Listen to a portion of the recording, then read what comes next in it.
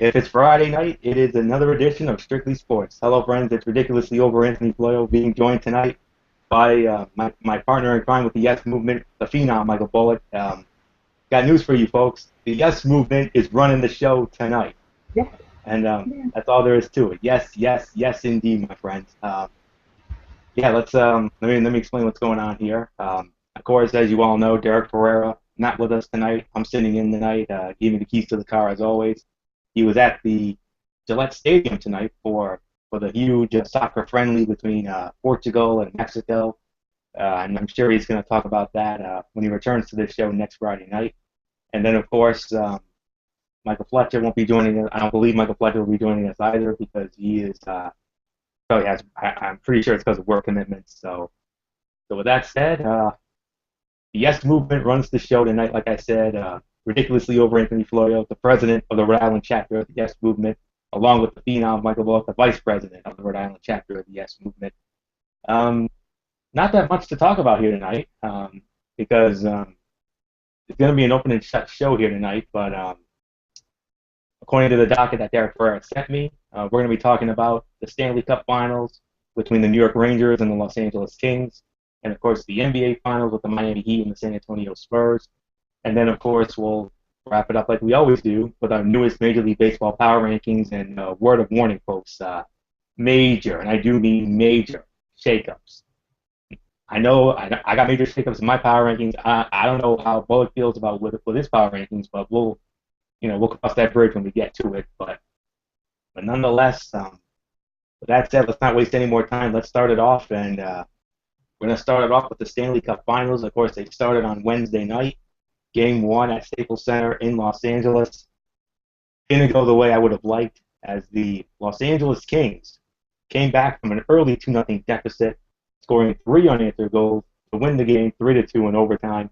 They lead the series 1-0. Game two, of course, tomorrow night, also at Staples Center.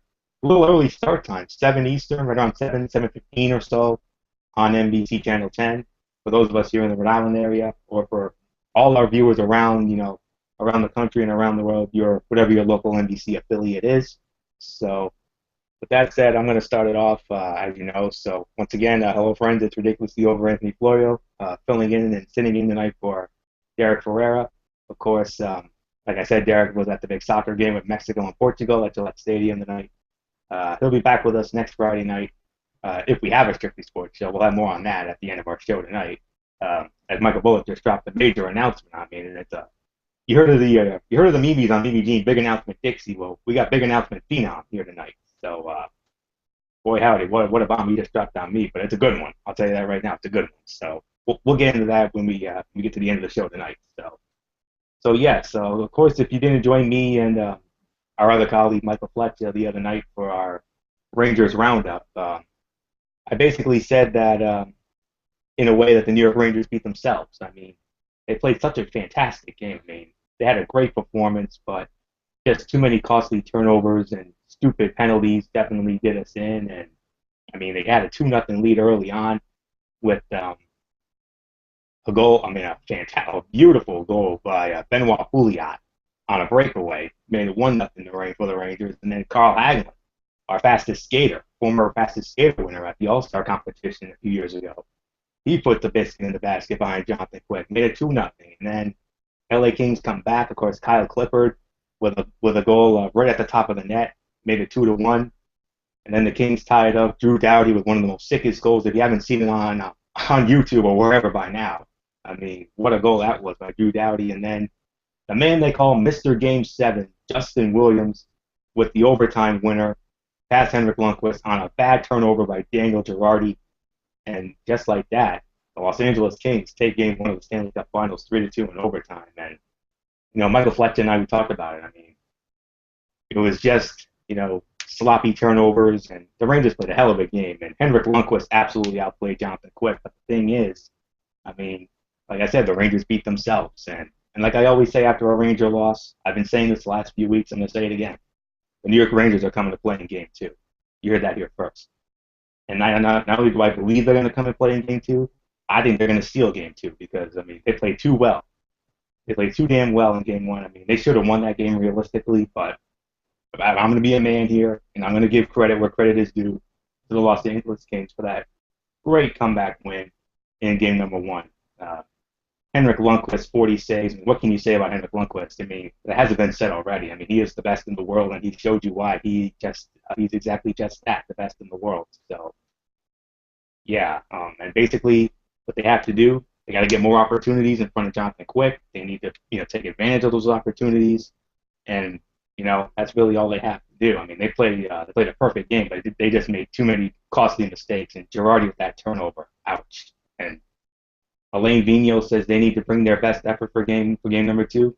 I agree with you, Coach. I agree with you. And I know if Fletcher was here, he would say the same thing. But that was basically me rehashing what I said on the other night for the Ranger Roundup. So with that said, hang on a second. All right, I just got something from Michael Fletcher. Michael Fletcher will not be on. Yep. Just as I thought, Michael Fletcher will not be joining us tonight due to work commitments. He just sent me a little message here on the Facebook. So with that said, it is official now. It's officially going to be the Yes Movement show tonight, as Fletch now just said that he's not going to be on for work commitments, and of course Derek Ferreira is on assignment, if you will. So, all right. So that's pretty much all I have to say about that. So you already know what I said the other night during my Ranger Roundup with Michael Fletcher. Of course, don't forget tomorrow night we'll have that. So with that said, I'm going to send it up now to my Vice President of the Rhode Island chapter of the Yes Movement, our resident phenom, Mike Bullock. And Mr. Bullock, your thoughts on Game 1 and your takeaways. All right, thank you very much, Anthony Florio. And yes, this is the phenom and the Vice President of the Rhode Island chapter of the Yes Movement, Mike Bullock here for another edition of Strictly Sports. Delighted to be here as always. Yes, I did watch this Game 1, and yeah, I mean, this was just an unbelievable game, and I would say this was definitely a five-star classic, no doubt about it. And I'll say it, Rangers had their chances in this game, and they couldn't even capitalize on it, and especially especially the turnovers really proved to be very very costly. I mean, yeah, let's take a look at how. I mean, the stats from it. I mean, we had 43 total shots for the LA Kings to just 27 from the New York Rangers. Oh, sorry about that. Wait just a moment. Yeah, just my dogs basically. Yeah, hold on just a minute.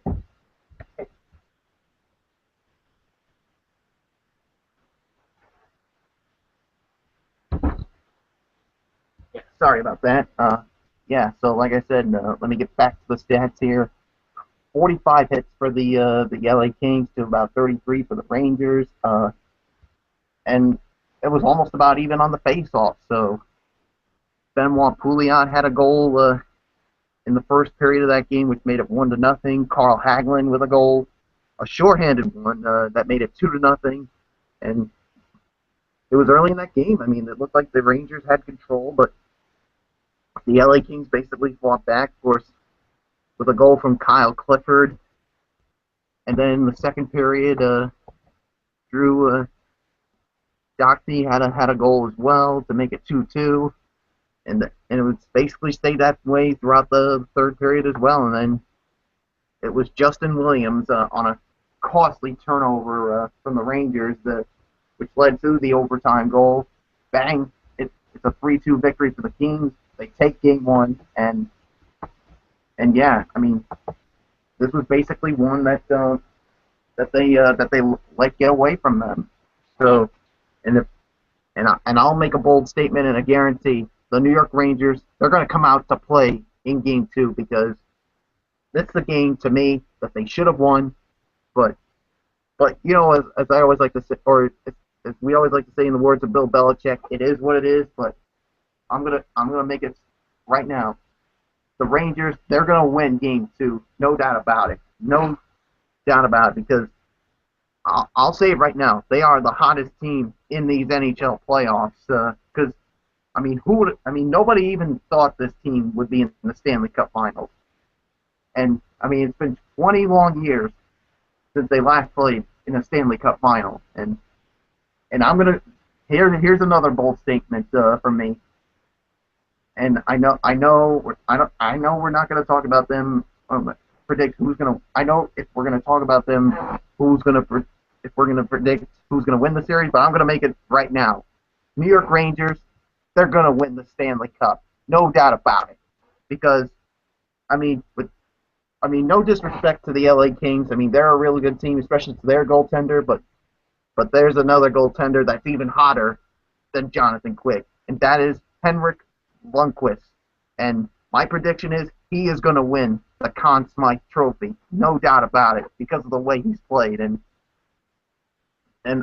here's the other thing: I want to see the Rangers win it in Madison Square Garden, just to relive that moment from 20 years ago when the Rangers last won the Stanley Cup. Who could ever forget that famous shot of Mark Messier when he held that Stanley Cup? I mean, that was a sight worth seeing. So, yeah, I predict the Rangers will definitely bounce back, win Game 2, and they'll win this series, no doubt about it. And if they're going to win it, they'll win it at MSG. Book it. Florio, it's yours. All right. Definitely some great thoughts there, Michael Bullock. And yeah, so with that said, let's talk about Game 2 now. Of course, Game 2 is tomorrow night from the Staples Center in Los Angeles. So, Michael Bullock, when it comes to Game 2, let me just ask this: what do the New York Rangers have to do to even the series at 1? And what do you think the Los Angeles Kings have to do to put a 2-0 stranglehold on the series? All right, well, for me, for Game 2, this is what I think the New York Rangers need to do. They need to eliminate the turnovers. That's what I think they need to do. They need to cut back on those turnovers, because I'll say it right here. If they didn't have all those turnovers that they had, I think they could have taken Game 1 of that series. So they need to eliminate the turnovers, and number 2, they need to get off to a fast start and take that crowd in LA out of the game. That's the thing that they need to do if they want to even up this series. So that's just how I feel. And of course, for the LA Kings, here's the thing I think. I mean, they need a much better effort from their goalie Jonathan Quick, and because he gave up 2 goals early in that game, that put him in that 2-0 deficit.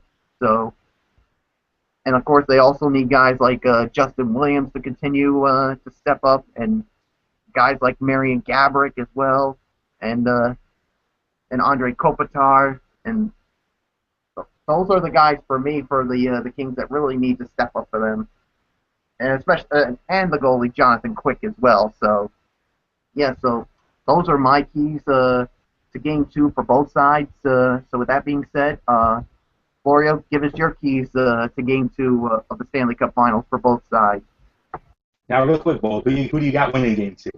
You have the Rangers winning, you eating it up, or do you have the Kings winning 2-0? All right. Well, oh yeah, that's right. To me, New York Rangers are winning this game, evening the series at 1 game apiece, with the series going back to Madison Square Garden.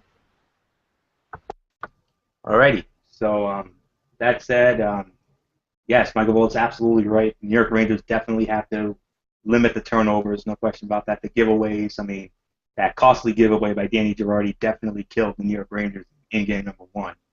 And I mean, they had it so well in hand, and then they ended up just gagging it away to beat themselves. I mean, the age-old question you would ask them around the horn. I mean, how would did the Rangers lose that game or did the Kings win it? Well, honestly, I think the Rangers lost that game instead of the Kings winning it. So, I mean, New York Rangers should have won that game. I agree with you on that.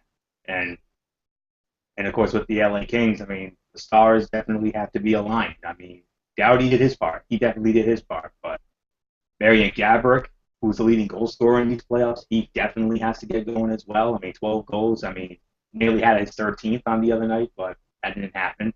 So, of course, not just Marian Gaborik, but Anze Kopitar. I agree with you on that. I'd like to see something more out of him.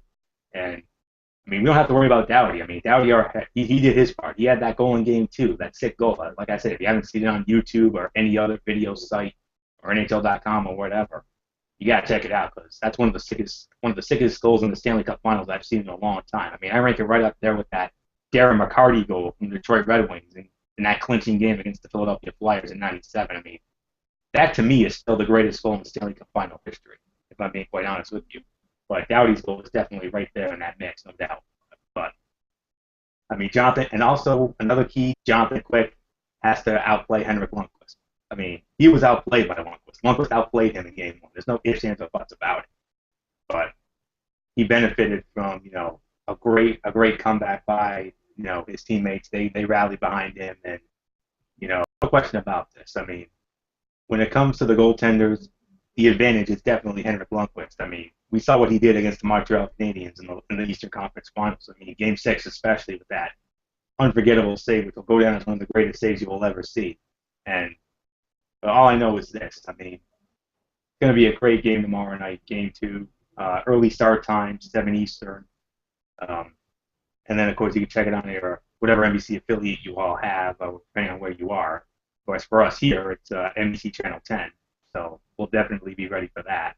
So I do agree with Mr. Bullock on this one. I said it the other night on the Ranger Roundup. I got the New York Rangers winning this game. It's probably going to be another, close game. It's going to be a yes, big Saturday indeed, Michael Bullock. That with the Belmont Stakes, obviously, California Chrome, with a chance to make history, something that hasn't been done in 36 years, looking to win the Triple Crown of horse racing for the first time since Affirmed in 1978. So definitely a huge Saturday for NBC indeed.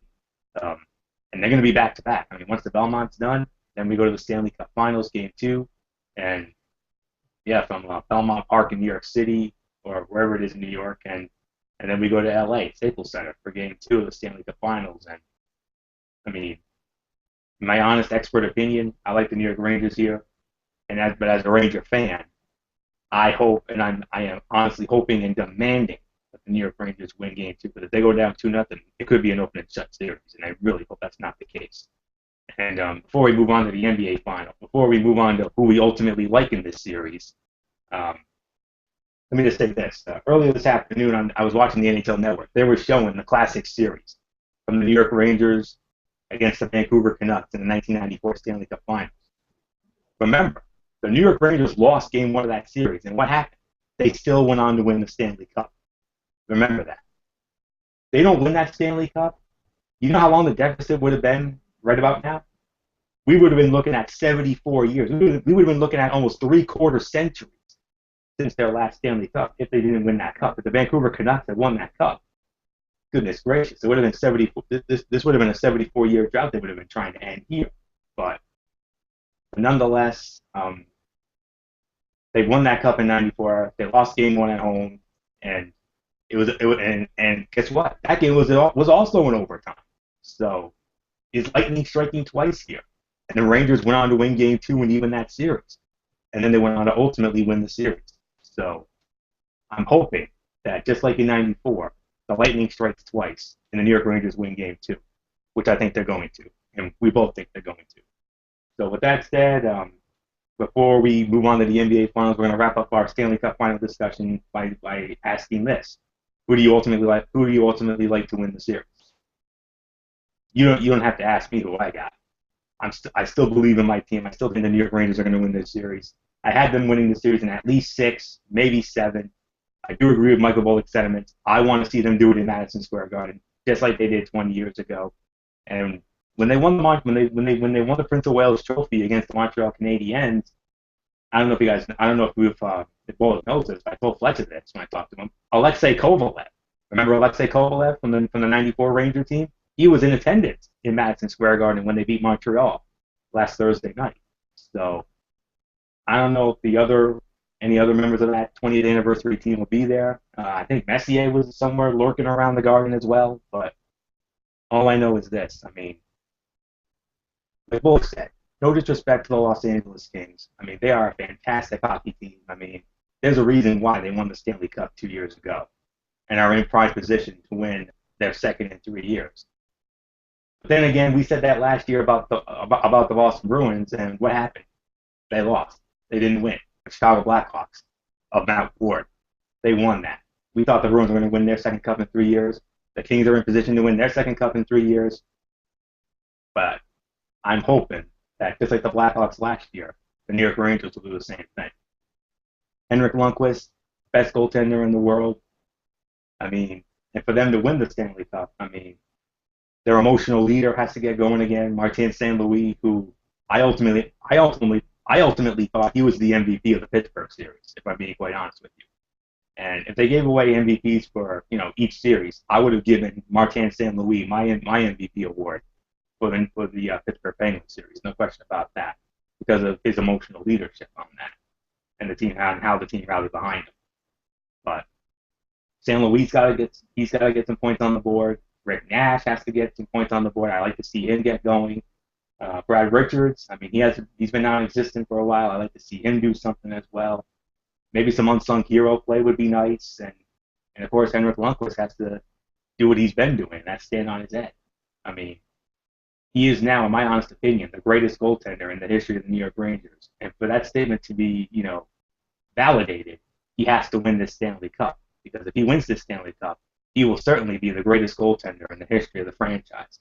Better than Mike Richter, better than John Davidson, and better than all the other goaltenders that the New York Rangers had. Yes, and even better than John Van Beesbrook, who was a former Ranger himself in the early 80s, or in the later 80s, I should say.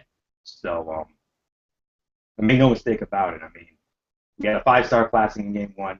I think there's a great chance we could have another excellent series that we had last year. I don't know if it's going to be as epic as last year's series was, but at the end of the day, I don't know how many games. I'm thinking at least 6, maybe 7. Remember, if it goes to a Game 7, New York Rangers have won 5 consecutive Game 7s dating back the last 2 years. Remember that. So at least 6, maybe 7. I got the New York Rangers. I still believe in them. They had a hiccup in Game 1. They gave that game away. They should have won that game, but they gave it away. Hopefully tomorrow night in Game 2, they'll even it up, and then hopefully once they get home to the Garden Monday night for Game 3, they'll feast on that home cooking like they've been doing this postseason. So, New York Rangers at least 6, maybe 7. Conn Smythe Trophy winner Henrik Lundqvist. Well, look, who you got? Well, I already know you got the Rangers, but how many games and why do you think they win? All right. Yes, I already said the New York Rangers. I think they're going to win this. How many games? I pretty much agree the same thing. I think it's going to go either 6 or 7 games, no doubt about it. Because let's face it, the LA Kings are a really good team, and I think they're basically going to hang around with this team throughout the series. And I mean, there's a reason why they beat the defending Stanley Cup champion Chicago Blackhawks, because let's face it, I mean, they were the better team in that series against Chicago. So that's why I mean, if I want to see the Rangers win the Stanley Cup in Madison Square Garden, I think it's going to go 6 games. But if it's going to go 7, then we all know it's going to be back in LA. So it's 6 or 7 games for me as for the New York Rangers to win the Stanley Cup for the first time in 20 years. So nothing else for me to say except, Florio, let's move on to the NBA Finals. And indeed, we shall move on to the NBA Finals. Of course, the NBA Finals started last night at the AT&T Center in San Antonio, Texas. It was the San Antonio Spurs who came away with the victory. Final score 110-95. The San Antonio Spurs lead the series 1-0 behind Tim Duncan, who was amazing. Manu Ginobili had a great game as well. Of course, the big story, of course, coming out of it was,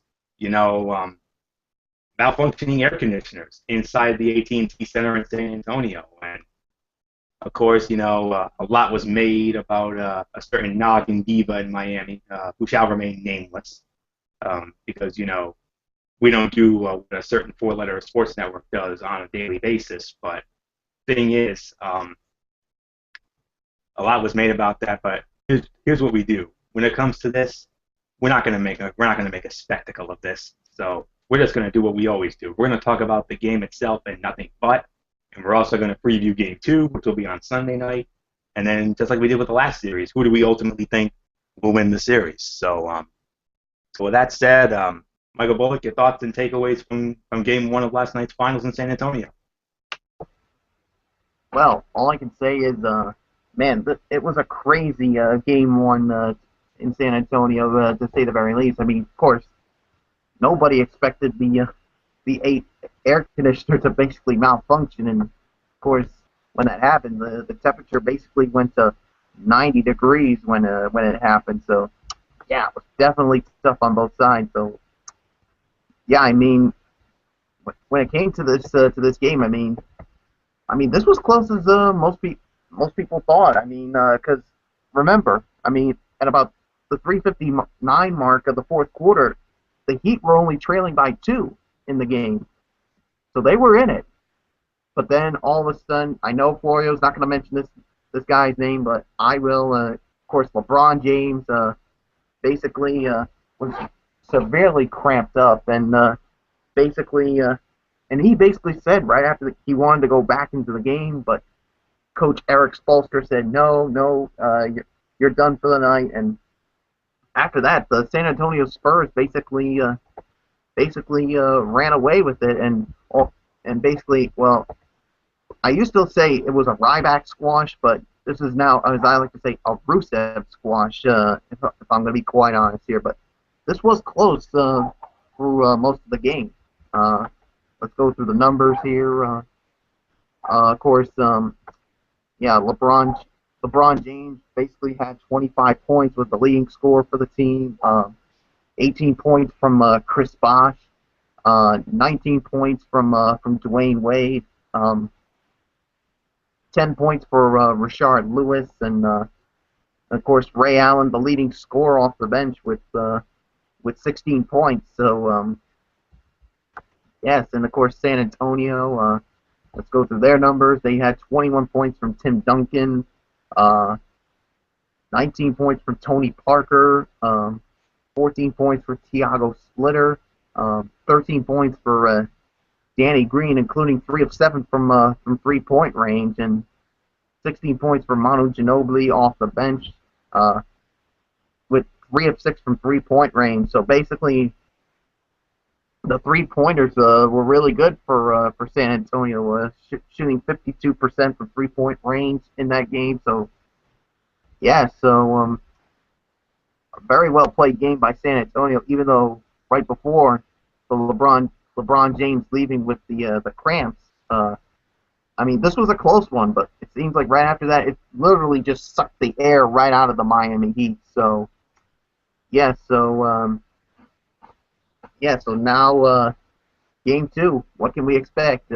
Well, I'm pretty, of course, as Anthony Florio would say about his New York Rangers, that they're coming to play in game 2. Well, if I know the Miami Heat fans, they pretty much would say the same thing, that the Miami Heat is coming out to play in game 2. So, of course, we'll give you our thoughts on what's going to happen in game 2 and who's going to win, of course, after we're done with this. So, with that being said, Florio, your takeaways from game 1 of the NBA Finals. Yes, Game 1 of the NBA Finals, definitely a very impressive victory by the San Antonio Spurs. I mean, I thought the game was going to be shaping up to be a 5-star classic. I mean, with the way it was going early on. I mean, Manu Ginobili, I mean, he was the spark plug for that team last night.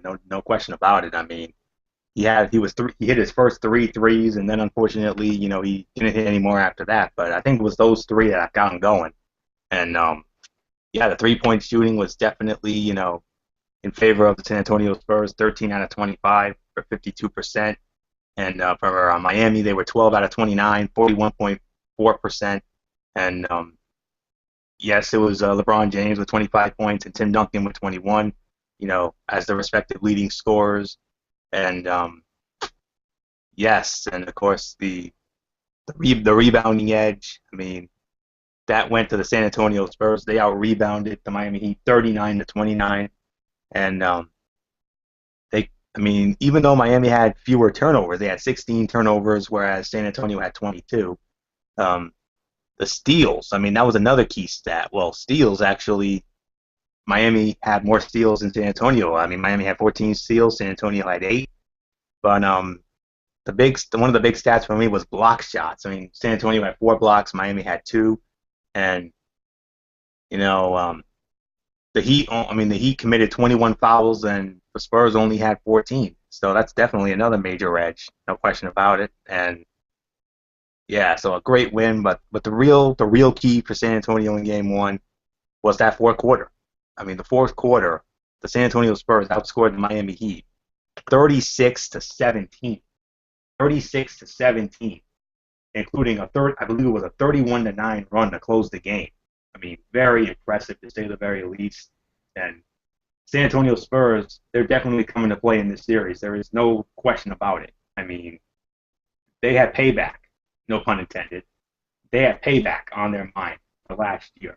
And I've said it. I've had some brief Twitter discussions with our two favorite girls on here. Lindsay McCormick, my personal favorite, and our other favorite, Seda Sorrell. They were wondering who we liked in the series, and I told them both. I told them both. I've got the San Antonio Spurs winning this series, and we'll get into that in just a little bit.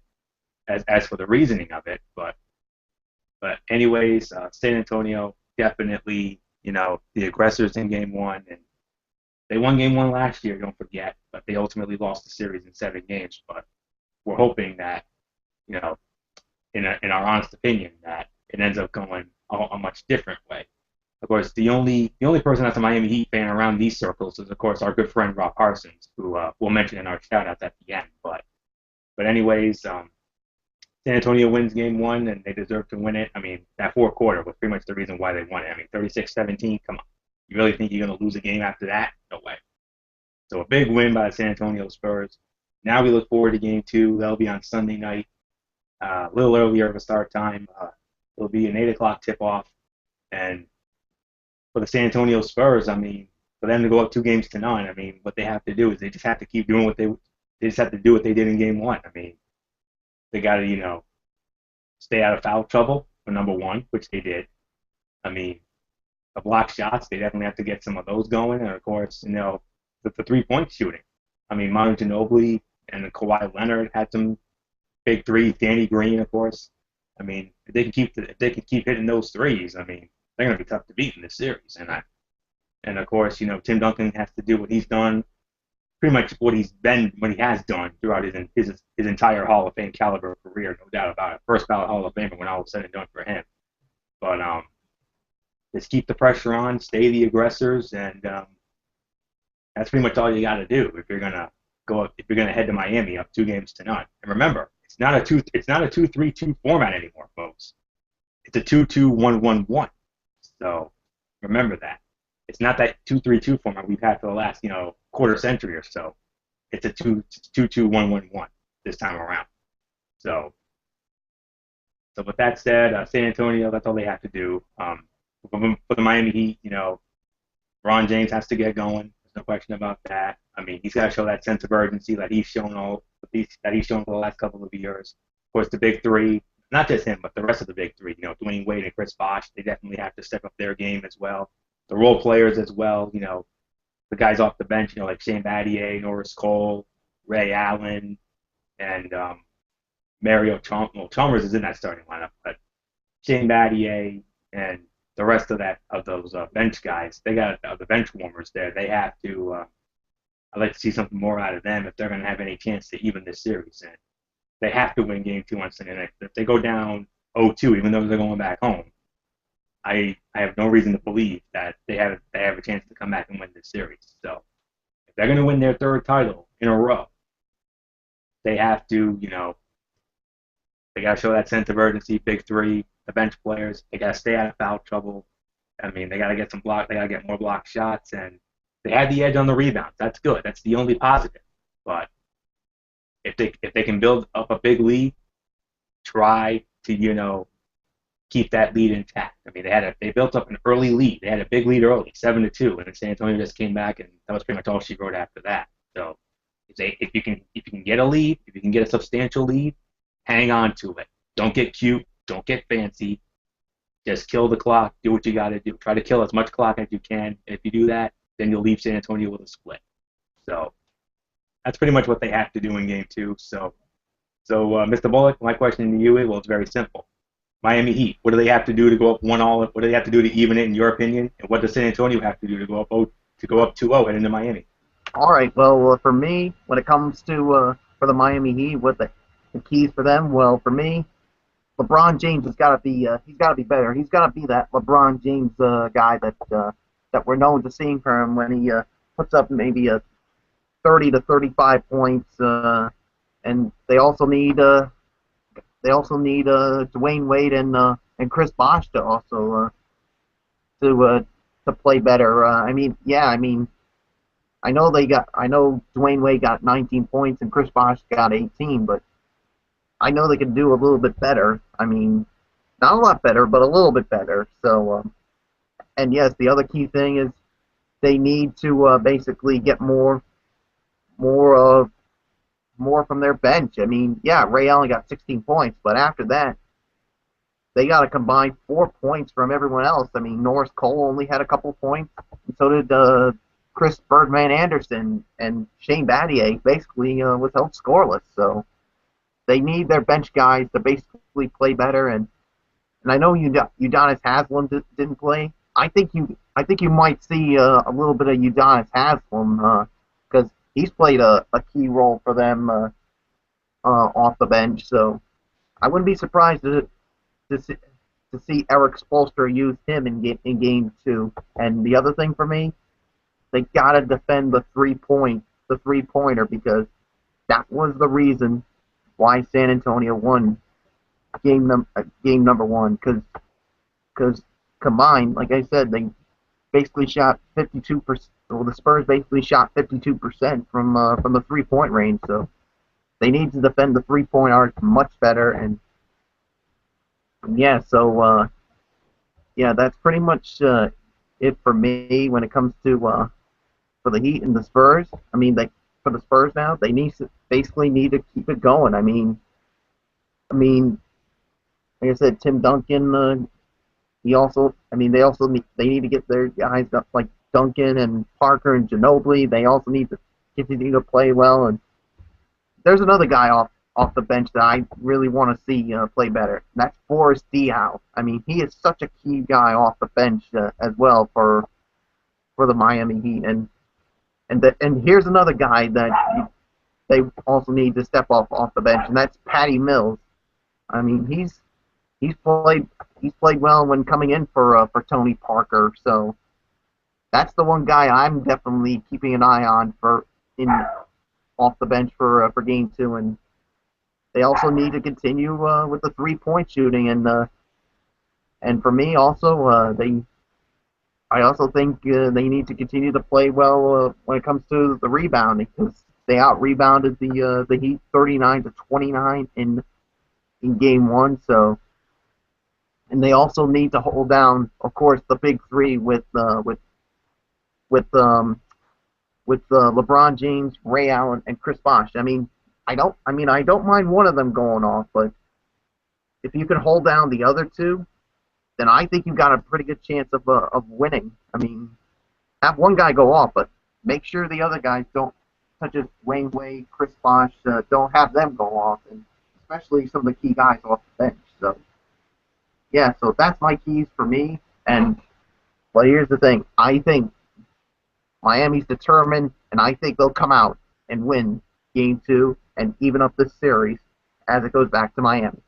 So that being said, Florio, it's yours. Yes, great analysis there, Bullock and Deep. And so with that said, big question now is, who do we like in this series? Who ultimately comes out of this series with the Larry O'Brien Trophy? So with that said, Michael Bullock, who you got winning the Larry O'Brien Trophy, and in how many games and why? All right, man, this is a tough one. I mean, last year this game, of course, went 7 games, of course, with the Miami Heat holding the Larry O'Brien Trophy. But when, in all honesty, the San Antonio Spurs should have won that series last year because they basically had the title right in their grasp with seconds left, and basically one big blunder led to a Ray Allen 3-pointer, and the rest, as they say, is history. So this year, the San Antonio Spurs come into this NBA Finals against the Miami Heat with a huge, huge chip on their shoulder, knowing that they're probably saying to themselves, we felt like we should have been the NBA champions. We should have been the ones hoisting that Larry O'Brien trophy. So yeah, yeah. So to me, and because of that huge chip on their shoulder, I say the San Antonio Spurs. They're going to win this series, but it's going the full 7 games once again. And this time around, the Spurs will get the job done and hoist the Larry O'Brien Trophy in the, at the AT&T Center. And as far as my Finals MVP, wow, this is going to be a tough one to pick. But to me, I'm going to be quite honest with you. I'm going with the old man. I'm going with Tim Duncan here. I mean, he always comes up. He always rises to the occasion in big time games, and the thing is, I mean, they don't have a true legitimate big guy to defend someone like Tim Duncan. So I mean, yeah, you got guys like Rashard Lewis and also Chris Berman Anderson to defend him, but I need to defend someone as good as Tim Duncan. So Tim Duncan is my Finals MVP. So I mean, I wouldn't also be surprised to see Tony Parker win the Finals MVP, but I'm going with Tim Duncan to do it and to see him get his 5th NBA championship. So with that being said, Florio, it's yours. Yeah. I too have the San Antonio Spurs winning the series in 7 games. That's what I've been saying on the Twitter, to Lindsey McCormick and Stata Sorrell. That's what I've been saying. I mean, San Antonio Spurs are the most complete team in the NBA today, and they deserve to win this title. They got major payback on their minds from last year, and with them having the home court advantage, I mean, it's not the NHL. I mean, we've seen it in the NHL. We've seen the last couple of we've seen the last few game sevens over the years go the way of the road team. Well, if it goes to a game seven, I mean, we've seen it in the NBA. I mean, I can't remember. I honestly cannot remember the last time a team the road team won a game seven in the NBA Finals. We're gonna have to look into that. But all I know is that the home teams have definitely dominated in game seven. Should it go that far? I mean, last time we saw a game seven, of course, was last year, and that was with the Miami Heat winning it. And I mean, so many great game sevens over the years. But here's the thing about the San Antonio Spurs. I mean, it's going to be one of their big three. I agree with you there, Bullet. I don't know if it could be Tim Duncan. It could be Tony Parker. Personally, why not Manu Ginobili? I mean, look what Manu did last night. I mean, he came off the bench and he did some great things last night, especially those when he hit his first. He attempted his first 3 3-pointers and he nailed all 3, and that was the spark that ignited the San Antonio Spurs to victory last night, as well as that big fourth quarter. So it's because of that I'm going with the San Antonio Spurs to win this series in 7. I mean, revenge is on their minds, and me personally, and I know both feels the same way, we would love to see the San Antonio Spurs win this NBA championship and end the reign of terror, if you will, that the Miami Heat have had on the NBA ever since this whole Big Three thing started. That big old spectacle a few summers back. So, yeah. So I'm really not going to get any more into that. So San Antonio Spurs, 7 games, and either Duncan, Parker, or Ginobili is going to be your MVP. I honestly don't know. I mean, it could be Duncan, it could be Tony Parker, but you know what? I'm going to take a chance here. I'm going to say Manu Ginobili is going to be your Finals MVP this year. I really do. Especially after what he did last night in Game 1. I have no reason to believe that he can't have games like that throughout this series. So, Manu Ginobili is my Finals MVP, and I do agree with you, Michael Bullock. San Antonio Spurs, 7 games, book it. So, most complete team out there. They deserve it. They're the uncrowned champs. Hopefully they'll get it done this time, and I think they will. All right. So with that said, it's now time for the main event of our Strictly Sports show tonight. It is the most heated, debated, whatever controversial segment in the history of the show. It is our Major League Baseball Power Rankings, and without any further ado, I'm going to lead it off. I'm going to start it off because I got my rankings, ready to go right here and now. I'm uploading my Excel sheet, and yep, I have it right here. So let me just say it like this: in our past power rankings, whether it's Major League Baseball, NFL, NBA, NHL, what have you, I mean, we've always had shakeups, have we not? We've always had shakeups. Well, this probably will be the most shaken up power rankings in the history of power ranking shakeups, if I'm being honest. So with that said, I'm going to start it off at my number 10. But before I do that, I'm going to give you a couple of honorable mentions. My first honorable mention is going to be my team, the New York Yankees. Even though they're on a two-game winning streak, the killer for me is 4-6 in their last 10. I mean, that's not going to get it done. If the last 10 was a little better, then maybe I would have considered putting them in. But my team, the Yanks, they're on the outside looking in as far as power rankings are concerned. So with that said, I'm going to move on here. And I actually, and of course, I also have some duds, if you will. I got a lot of duds. First dud, the Detroit Tigers. I mean, yeah, they won tonight against Bullets Red Sox, but then again, who hasn't beaten the Red Sox this year? I'm sorry to say it, man. I mean, good lord, they've been terrible. But yeah, World Series champs. Yeah, your boys aren't playing like champs, but they're playing like chumps. I'm sorry to say it, but I mean, look what happened. I mean, once upon a time they were on a 9-game losing streak, then they're on a 9-game winning streak, and now they've lost 4 in a row again. I mean, what's going on, man? What's going on with your Red Sox? I don't get it. I mean, goodness. I mean, are you sure you're the same team that won the World Series? Just 7, 8 months or so ago? Yeah. You're not playing like it. Oh, it was a 10-game losing streak. My mistake. But it was a very long losing streak to say the very least, and the body of work has definitely not been there. I mean, they're definitely another dud, no doubt. But Detroit's a big dud as well.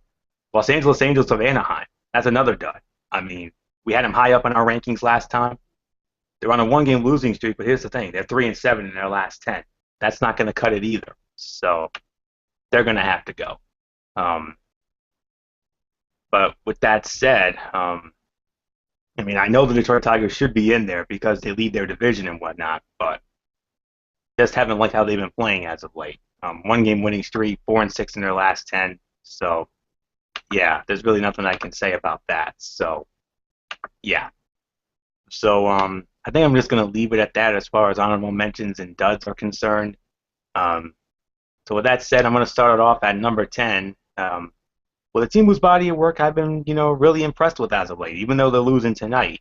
I got to go with the Chicago White Sox at number 10. I mean, they're on a 2-game winning streak as of now, but they're losing at the end to the Los Angeles Angels of Anaheim 5-1 in the fourth.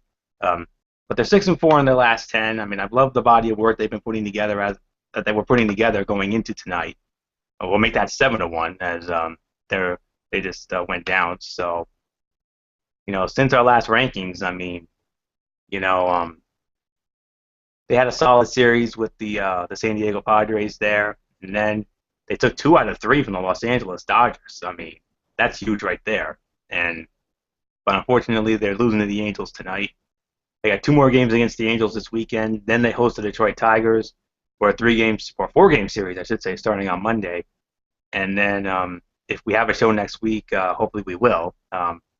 Next Friday, the 13th, they'll begin a series with the Kansas City Royals. So that's definitely what I think. And I mean, I've been loving their. I mean, the body of work's been pretty solid as of late. So, and that's why I'm gonna put them in there. So with that said, they're number 10 for now, but they'll probably be out again because unless of course they do something really crazy against the Angels tonight. But keep in mind, I did these rankings, late last night, early this morning. So number 10 for me is the Chicago White Sox. So with that said, Bullock, if you're ready, who do you have at number 10, and do you have any honorable mentions or duds if you want to share?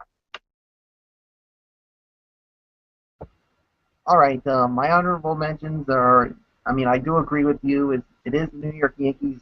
They have been, like you said, they've been playing well, but unfortunately they've been 4-6 in their last 10. So pretty much touched on them.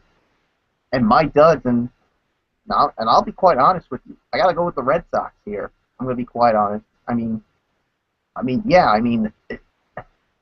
they're not playing like the World Series champs. I'm sorry to say it, but I mean, they're playing like chumps. And yes, Florio, I don't think they are the same team that they were from last season. And one of the reasons, of course, well, basically they don't have, of course, one of their best leadoff hitters, and Jacoby Ellsbury, of course, because he's with you guys right now, and some of the injuries, of course, to key guys like Shane Victorino, who's hurt right now, and Mike Napoli is hurt, and one of the guys in the bullpen, Andrew Miller, has been basically coughing up games for them. So, and especially Edward Mojica. And there's another guy that I've been pretty disappointed with. I mean, last season for the Cardinals, he was their best closer, and then of course losing the job to Trevor Rosenthal, and we thought we picked up a solid guy from the bullpen, and he's been pretty much sticking up the joint. So yeah, so that's my dud for the week. So yeah, so my number 10, I gotta go with the Chicago White Sox. When it comes to that, so you pretty much touched on it. So with that being said, Florio, can you lead off with number 9? I'm not quite ready yet. Oh, of course, not a problem at all. With that, I'm gonna go into my number 9 now, and I mean, the only reason I even still have this team is still in the rankings is because well, actually, I do have to make a correction here. I made a little slip up here. I do have 2 teams still in these power rankings. There was one team I had on my dud list that I should have had in there because I made a mistake. The only reason why I have a tie at number 9. This is my only tie, by the way. I know both teams haven't been doing too well, especially in the last 10. I know both teams are 4 and 6, but the only reason I still have these 2 teams in there is because of the fact that they're still, leading their divisions. That's the only reason why. So with that said, I'm gonna go into it. My co-number 9s, the Detroit Tigers and the Atlanta Braves. Those are my co-number 9s for this power rankings this time around. The only reasons why, I mean, they both have good records and they also still lead their divisions. But let me get into the Detroit Tigers. Detroit, of course, had that win tonight against Mr. Bullock's Red Sox, snapping a 5-game losing streak. But the only reason they're still in it is because of the fact that they're still leading their division. And they came off a bad series with Seattle, and then of course they ended up getting swept 3 in a row by the Toronto Blue Jays. We're gonna have a lot more on them in a little bit, but they finally got it together. They finally got the win tonight, knocking off the Sox 6-2. 2 more games against the Red Sox this weekend at home, and then of course that series with the Chicago White Sox, the 4-gamer, starting on Monday, and then next Friday they start a series with the Minnesota Twins. So a home series with them. So yeah, I mean, a lot of things going wrong with the team right now. Justin Verlander's got a high ERA. I mean, who would have thought that? His ERA is like well over 4. I mean, who would have thought that? I mean, Cabrera, I mean, not as dominant as he once was, but still doing some things. And I mean, here's a team that we all thought were gonna, do some things. But I mean, the record's still there. I mean, they're still leading their division. I still think they're gonna be, we're gonna see them in October. I know they'll probably, be ready for another postseason run. I mean, it's their first year with Brad Ausmus as their manager. Of course, as you know, taking over for, the legendary Jim Leyland, who, got them to a couple of World Series in 2006 and 2012, but unfortunately, neither of those series went their way. But mark my words, folks, I still think this is a World Series caliber team, and right now, if they're going to be in the World Series, I mean, they got to start playing like that team that was a very dominant team. So Detroit's my first number 9. My other number 9 is the Atlanta Braves, Michael Fletcher's Atlanta Braves, also because of the fact that they're leading their division only. They're winning right now. They just took a lead on the Arizona Diamondbacks, 3-2 in the 7th inning. But I mean, they're coming off, a series with the Miami Marlins, and then they were swept 2 in a row by the Seattle Mariners. That's not going to get it done. And they have 2 more games against the Diamondbacks this weekend, and then of course they go to Colorado for a 4-game series with the Rockies. And oh boy, you want to talk about a dud team? They've been a dud team as of late. They've been terrible. They're on a major losing streak. And then next week they start an interleague series with the Los Angeles Angels of Anaheim. So that should be a very interesting series, to say the least. So yeah, not going good for Atlanta right now, but they're winning right now. So, and the only reason why they're still in the power rankings, even though they really shouldn't be, because of that 4 and 6 in their last 10. But the reason why them and Detroit are still in it is because of the fact that they're leading their divisions, and we take that very seriously when it comes to our criteria. So with that said, my number nines, my co-number nines are the Detroit Tigers and the Atlanta Braves. So with that said, Michael Bullock, your number nine. All right, my number nine. It is the Detroit Tigers. So yeah, you pretty much touched on it. So with that being said, let's get on to number eight. Do you want me to take this one, Bullock, or do you Yeah, want to do it? I'll take this one. Okay, all right, you go ahead. Yeah, my number Number eight. eight. It is the Atlanta Braves. I mean, yeah, I mean, I know they've been on a. I know they haven't played well as of late. But I mean, especially of course, one of the reasons was of course they got swept on. Yeah, so let me pull up when it comes to the Atlanta Braves. So yeah, I'm just trying to get the notes, of course, from the last 10 games. Yeah, of course. Yeah, sorry about the delay, folks. I mean, basically, like I said, they got. I mean, they did take 2 out of 3 from the Colorado Rockies, but they lost. They uh, they lost 4 games in a row to the Boston Red Sox, 2 games on the road, and well, 2 games at Fenway and 2 games at their home field in Turner Field. And then they did sweep the Miami Marlins. Well, yeah, well that's because they're a meh team. And then of course the big killer. I mean, yeah, another killer is of course losing 2 in a row to the Seattle Mariners. So yeah, the schedule coming up for them. Of course, they got right now playing the Arizona Diamondbacks, and of course they got 2 more with them. Yep, sorry about that.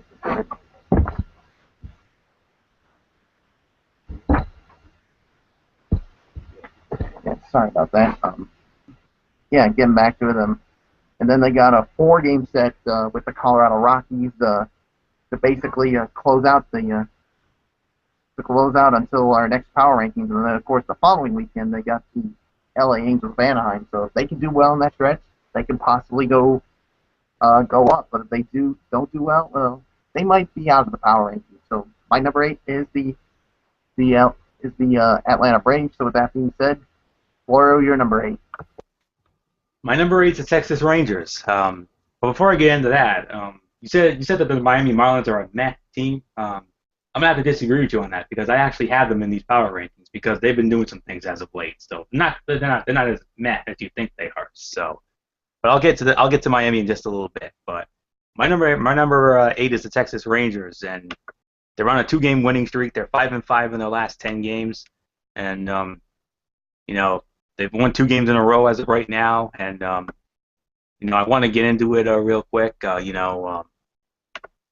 Since our last power rankings, which as you all know was a couple weeks ago, I should have pulled up the other numbers for the other teams. I'll do that in a moment. But as far as the Texas Rangers are concerned, since our last power rankings, I mean, they took three out of 4 from the Detroit Tigers a couple weeks ago, and they took 2 out of 3 from actually they took 3 out of 4 from the Minnesota Twins, and but they did lose 2 out of 3 to the Washington Nationals. I got them in the power rankings. You'll hear from them in a little while because I got them in there as well because they've been doing some things as of late. I've been very impressed with their body of work lately. Yeah, they did lose 2 out of 3 to Washington, and they also lost 2 out of 3 to the Baltimore Orioles. But they won the final game of that Orioles series, and they won tonight, the first game of their series with the Cleveland Indians, which is a 4-game series. They have 3 more. They got games tomorrow, Sunday, and it carries over into Monday night. 3 more games against the Cleveland Indians through the Texas Rangers. And then they have a 2-game interleague series with the Miami Marlins for Tuesday and Wednesday, off Thursday, and then they start a big series with the Seattle Mariners. And I got them in my power rankings as well because they've been on fire as of late. So huge 3-game series with ranking implications, and you know how we are about that. So definitely been loving their body of work as of late, and 2 games, 7-5 in their last 10. I think they're doing a solid enough job to be in these rankings. So yeah. So with that said, my number 8 is the Texas Rangers. Okay. Yeah, my number 8 is the Texas Rangers, so I'm gonna take number 7 here. So because Volek let off on the last one, and my number 7 is the aforementioned Miami Marlins. I mean, what I've been loving their body of work as of late. I think they're 6-4 in the last 10. Yeah, they lost tonight to let me see who it was they lost to Matt Ward, Chicago Cubs. So I know Ward's probably got to be thrilled about that. They lost in 13 innings today, but they were playing very well as of late. And I don't know if you can believe this, but one of the reasons why I said to you, Mr. Bullock, that they're not a meh team is they're half a game behind the Atlanta Braves for first in the NL East. Let me repeat that: half a game. So you may want to think about that. So with that said, let me go down Miami's body of work, dating back the last couple of weeks, real quick. Let me get it up here for you. All right, here we go. Since our last rankings, they did lose 2 out of 3 to the Milwaukee Brewers, but here's where it started to get interesting. They had a 3-game series with Washington. One of those games got rained out, but they won the other 2 games against the Washington Nationals. They, I believe, they lost 2 out of 3 to Michael Fletcher's Atlanta Braves. It was the first 2 games of that series, and actually, no, they were swept 3 in a row by Fletcher's Braves. But here's where it got going. If you can believe this, they just completed a 4-game sweep of the Tampa Bay Rays in 2 different cities. They played the first 2 games of that series in Miami. Then they went to Tampa Bay after that. They outscored them 4-1 in Miami and 19-10 in Tampa Bay. So that's a 23-11 margin in those 4 games. But they lost tonight to Ward's Cubs in 13 innings. So they have 2 more games against the Cubs this weekend, and then that 2-game interleague series with the Texas Rangers on Tuesday night in Arlington, and then next week they have a 3-game series with the Pittsburgh Pirates. Yeah, Pittsburgh Pirates are at home in that new Miami Marlin ballpark. So that I think I would have had this team a little higher if they had won that game against the Cubbies tonight, but they lost, so I gotta drop them. So with that said, number 7 for me is the Miami Marlins. So with that said, Michael Bullock, you're number 7 if you got it.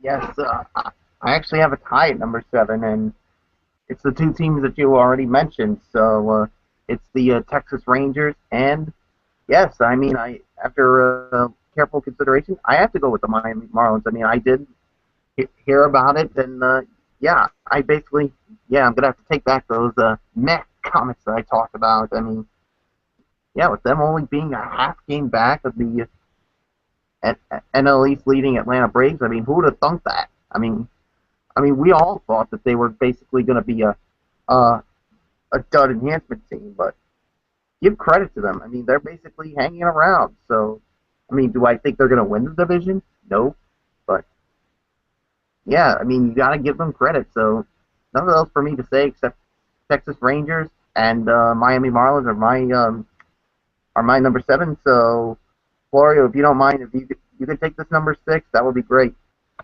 Absolutely, man. You got it. My number 6. Let me see who I have here. Oh yeah. I might have to make a change to my number 6 because I'll tell you right now, it's between the Washington Nationals and the Seattle Mariners. But you know what? I think I am going to make that change. I'm going to have to do an old switcheroo here because this is a strictly sports normalcy, folks. This is something we primarily do.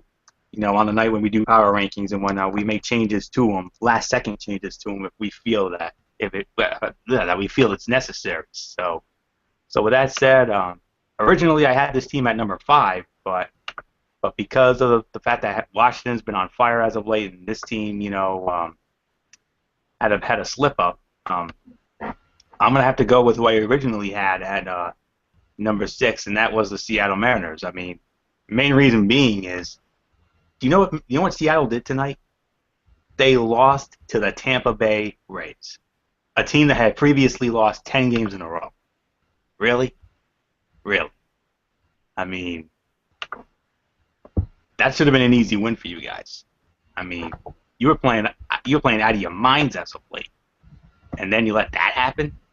No, pointless, unnecessary, unacceptable, inexcusable, reprehensible, borderline irresponsible. So, so with that said, let's see what Seattle's done since our last rankings. I mean,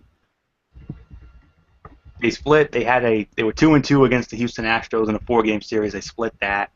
Then they won two out of. Then they had another 2-2 split in a 4-game series with the Los Angeles Angels of Anaheim.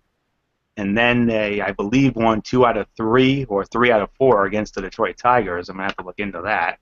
Um, it was 2 out of 3, 2 out of 3, and then they won a makeup game against the Yankees. I mean, boy, did they pound them 10-2. My goodness, they pounded us to an oblivion.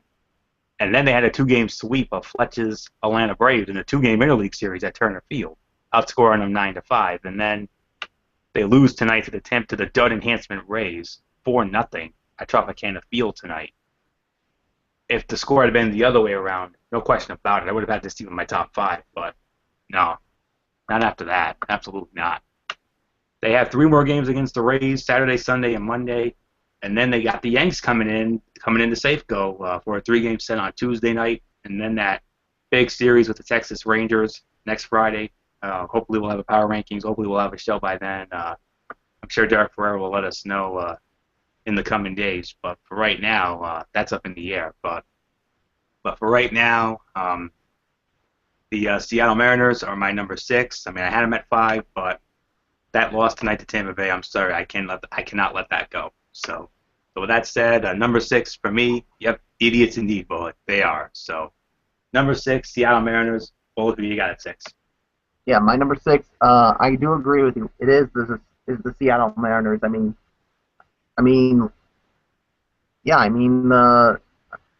Losing to the Tampa Bay Rays, who are on a big time losing streak, and getting shut out like that, really? Really? I mean, that's absolutely pointless, unnecessary, and unacceptable, and inexcusable, and irresponsible, or inexcusable, irresponsible, and borderline reprehensible. And yeah, I mean, getting shut out like that, all I can say is to the Seattle Mariners, you guys are a bunch of idiots for getting shut out by a team that were on a double-digit losing streak. So, enough said on that. You pretty much said everything. So with that being said, Seattle Mariners are my number 6. So with that being said, let's go to the top 5 for you. Yes, top 5 indeed. And before I do that, I want to, real quick, run it down real quick. Some of the other teams' bodies of work. Before we get into our top 5, a little bit of an intermission here with the power rankings. My number 10 was the Chicago White Sox, and they split a 4-game series with the Yankees. It was 2-2. They won the first 2. New York won the next 2, and then they had a 3-game sweep of the Cleveland Indians after that, and then they, I believe, lost 2 out of 3 to the San Diego Padres after that, and then it was a 2 out of 3 to the Padres, and then they won 2 out of 3 from the LA Dodgers, and right now they're getting holiday hand by the Los Angeles Angels of Anaheim. So that's the story about the Chicago White Sox. And I also mentioned about the Detroit Tigers and the Atlanta Braves. They were my number 9s, and I believe I mentioned Texas's body of work for the last 2 weeks. Am I not correct on that? I believe I did. So. Yeah, I figured I did. Okay, so I'm just going to run down Detroit and Atlanta real quick, and then we'll get into the top 5. I want to make sure you're all informed and you get your money's worth on this show here tonight. Detroit, of course, going into, it's because it's a new month, and it's a lot to look up and a lot to digest. But here it is. They were beaten 3 out of 4 by the Texas Rangers, as you know, and then they lost. Then they split a 4-game series with the Oakland A's 2-2, and then they, I believe, lost 2 out of 3 to the Mariners up in Seattle, if I'm not mistaken. And Yep, and then of course they got swept 3 in a row by the Blue Jays. We'll have more on them in a little bit. And then they won tonight against Boston. So that was it for Detroit. And then of course Atlanta. I mean, they had those series with Miami, the Marlins. Um, Before I get into them, just bear with me for a moment, and we'll get into that. And then once we get into that, then we'll go into our top five. And top five is a top five unlike any other that we've ever had in the history of our power rankings for Major League Baseball, anyways. So yes, since our last rankings, they won two. Atlanta won 2 out of 3 from Colorado, and then they were swept 4 in a row by Michael Bullock's Red Sox. I mean, they lost the first 2 games in Atlanta, and then the Red Sox took the next two at Fenway. So, and then they rebounded by taking 2 out of 3 from the Miami Marlins in Miami, and then after that they were beaten 2 in a row by Seattle at home, and then they're winning right now against the Arizona Diamondbacks. So just wanted to get you all caught up on that. So with that said, let's go into our top five. I don't know if you want. I mean, Bo, do you want me to lead it off, or do you want to take it? The number five. I'll take it. Okay. All right. Who you got at number five? All right, my number five is the Washington Nationals. I know you said you were going back and forth between the Mariners and Nationals. Well, I got it right here. It is the Washington Nationals is my number five. So since our last power rankings, which was a couple of weeks ago, let's break down what. I mean, they lost three out of 4 to the Pittsburgh Pirates. They lost what I think it says here they lost 2 games to Miami. I don't know what happened with the third game, but maybe Floro can basically get into that when he mentions them. And then of course this is where it started to turn around. They took 2 out of 3 from the Texas Rangers, and then basically they swept the Philadelphia Phillies. So yeah, so the upcoming schedule, of course, they're playing as of right now to the San Diego Padres, and they're leading 6-0. So they got 2 more with the San Diego Padres, and then they got a 4-game set with the NL West leading San Francisco Giants, and and of course San Francisco in the top 3, or top 2 when it comes to the power rankings when we get to them. So yeah, if they can do well in that stretch, maybe they could possibly go up. But if they do well, they don't do well, they may go down. So yeah, so Washington Nationals are my number 5. So with that being said, Florio, you're number 5. Right there with you, man. It's the Washington Nationals at number 5. I agree with you wholeheartedly. I mean, 3-game winning streak, 6-4 in their last 10. I think it's going to be 4-game winning streak and maybe 7-3 in their last 10. But I mean, I got to correct you on the body of work a little bit. They lost 3 out of 4 to the Pittsburgh Pirates, and I mentioned it earlier about the Miami Marlins series. It was scheduled to be a 3-game series. They played 2. One got postponed due to bad weather. Obviously, that was on May 27th. That was the postponed game. But Memorial Day and on May 28th, the Wednesday, Miami won both of those games, and they lost that. So, but it turned around big time. I mean, they knocked off the Texas Rangers. The final 2 games of May, outscoring them 19-4 in the process. And then, as we go into the month of June, they lost that final game to Texas 2-0, but they took 2 out of 3 from Texas, and then they completed a 3-game sweep of the Philadelphia Phillies, outscoring them 19-6 in the process. And then they have a 6-0 lead on the San Diego Padres right now in the first of their 3-game series. 2 more against San Diego this weekend, and then of course a huge series with the San Francisco Giants, 4-game series on Monday night in San Francisco.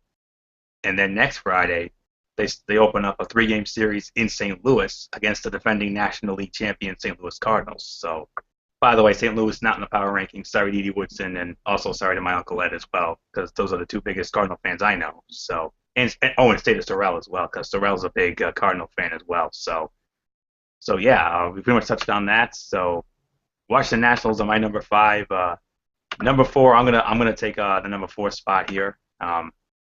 I got to go with the Milwaukee Brewers at number 4. I mean, I'm in loving. I mean, the body work's been great, and they're they've got a clear stranglehold on the NL Central right now. A 5-game lead over the St. Louis Cardinals. I mean, yeah, they got holiday hand by the Pittsburgh Pirates tonight, 15-5. But thing is, they're 6-4 in their last 10. They have a decisive lead in their division, and this team's been, they've done some things this year. I mean, they're really good this year. I mean, first time in quite a few years. I mean, they've been a good team. I mean, it's been 3 years. I mean, 2011 was the last time this team was any good. Of course, that team, as you remember, went to the National League Championship Series, but they were beaten by the St. Louis Cardinals in 6 games. So, since our last rankings, let's see what they did. They won 2 out of 3 from the Miami Marlins, and then they won 2 out of 3 from their former American League rivals, the Baltimore Orioles, in an interleague series. Let me see. In the final 2 games of May, they split 1-1 against the Chicago Cubs, of course, of Matt Ward, as you know. They won 2 out of 3 from Matt Ward, Chicago Cubs, and then I believe they split. Yes, they split. They split a 4-game series with the Minnesota Twins, although it was one of those unique 2-2 series in the interleague. They played 2 games in Milwaukee, they split those, and then they played 2 games up in Minnesota, and they were split there. So 2-2 against the Minnesota Twins, and then they got beat down by the Pirates tonight, 15-5. So 2 more games against the Pirates this weekend, and then starting Tuesday, they have an off day on Monday, and then they're gonna play a 3-game series against the New York Mets up at Citi Field, and then they start an NL Central series, a divisional series with the Cincinnati Reds, starting next Friday night in Miller Park in Milwaukee. So 36-26 record. They lost tonight. It's a 1-game losing streak. They're 6-4 in their last 10, but the record's great. I love the body of work, and they have a decisive lead in their division. So if they keep it up, I think we'll be seeing this team in October. So with that said, number 4, it's the Milwaukee Brewers. So Michael Bullock, you're number 4. Yeah, sorry about that. I forgot to unmute my mic. Yeah, my number 4. I gotta agree with you, man. I gotta go with the Milwaukee Brewers. Yeah, you basically ran down everything, the body of work, their schedule. So nothing else for me to add except Milwaukee Brewers is my number 4. So with that being said, let's go to the top 3 now. You want to lead off number 3, or do you want me to lead off? I'll do it. All right, number 3. All right, my number 3. It is the team. One of the teams it is the team from the AL West, and it is the Oakland Athletics. The Oakland A's are my number 3. Yeah, so let's run down their body of work. Since we did our last power rankings, I mean, they did get swept by the Toronto Blue Jays. But here's where, I mean, they did split a 4-game set at home with the Detroit Tigers. They swept the LA Angels of Anaheim, and then of course they took 2 out of 3 from, of course, Anthony Florio's New York Yankees. And of course they did win tonight over the Baltimore Orioles in 11 innings, 4-3. So they got 2 more with the Baltimore Orioles, and then of course they begin a 3-game set with the Los Angeles Angels of Anaheim. So yes, so basically, sorry about that. Yeah, hold on a minute here. Yeah, so Oakland A's, they definitely been playing very well as of late, but if it weren't for the teams that I had in the top 2, maybe they'd be at number 2 or number 1. But because of the body of work of the teams that we had in our top 2, I have to go with the Oakland A's at number 3. So that being said, Florio, what's yours? Yep, my number 3, right there with you once again. It's the Oakland Athletics. You're absolutely right. I mean, I just want to run down the body of work, make sure you went down that right. I mean, Oakland, my goodness. I mean, this team over the last couple of years, I mean, has really surprised me, and I've been very impressed with this team's body of work. And a top three team. I mean, here's a team that has another decisive lead in their division, a 6-game lead over the Los Angeles Angels of Anaheim. Um, yeah, Bullock's right. They were swept by the Toronto Blue Jays. And then, of course, they split a 4-game series with Detroit, 2-2. And then they had a series with the LA Angels of Anaheim. Final 2 games of May, they won those 2 games decisively. And then they swept that series 3 in a row. And then they won 2 out of 3 against my Yankees. And then a big win in Baltimore tonight, 4-3 and 11. Yep, 2 more with Baltimore, and then the Angels for a huge series, a divisional series there. Chance for the Angels to gain some ground, but I'm not really sure that's going to happen. And then they got the Yanks coming in next Friday night, so for a 3-gamer. So Oakland's body of work has been absolutely amazing, and I mean, I've definitely been loving their body of work. I mean, this is the best stretch of A's. This is the best A's team that I mean, over the last couple of years, it's the best A's teams that I've seen since those teams in the 2000s. You know, those teams that had Jason Giambi and Eric Chavez and Terrence Long and that awesome staff with Barry Zito and Mark Mulder. But you know, these are younger guys. They're getting it done. Josh Reddick and company, Yoenis Cespedes. I mean, boy, howdy. I mean, Oakland. This is the best Oakland team I've seen in a long time, and who knows? This is a team that we could see in October once again. So I got a feeling that this team could make a deep run in the postseason. This team could be an American League championship caliber team, maybe even a World Series team. I mean, here's a team that hasn't been in the World Series since 1990, for crying out loud. So I definitely think this team definitely has what it takes to get to the Fall Classic, no doubt about it. So my number 3, it is indeed the Oakland Athletics. So with that said, we're going to move on to number 2 now. I'm going to take the number 2, and my number 2, well, it's the A's. They're neighbors from across the bay. It's the San Francisco Giants. San Francisco Giants are your number 2 in the power rankings this week. 39-21 record. They have the largest lead of any team in the majors right now when it comes to divisional leads, as they lead the Los Angeles Dodgers by, get this, my friends, 8 games. 8 games. That's the largest lead of any division leader in Major League Baseball right now. They're on a 2-game winning streak. They're 7-3 in their last 10 games. A 39-21 record. I mean, I could have sworn I saw this team had a lead, but I guess I was wrong on that. But they're playing the Mets right now. It's a 2-2 game. Although I thought I saw they were up 4-2. Well, they are up 4-2. I mean, I'm gonna have to, look into that in a moment. But while I do that, let's run down San Fran's body of work since our last rankings a couple weeks ago. Yes, they swept the Minnesota Twins 3 in a row, outscored them 16-4 in the process, and then they won 2 out of 3 from the Matt Ward Chicago Cubs. 2 out of 3 there, and then they won 2 out of 3 from the defending National League champion St. Louis Cardinals. Yes, that was a 2 out of 3, or was it 3 out of 4? Let me see, because it closed out the month of May. It's 3 out of 4. They won 3 out of 4 from the defending NL champion Cardinals, and then they won 2 out of 3 from the Cincinnati Reds, and they actually do lead the New York Mets. It is confirmed they lead the New York Mets 4-2. That's in the bottom of the 8th inning, so it looks like they're on their way to another win, perhaps.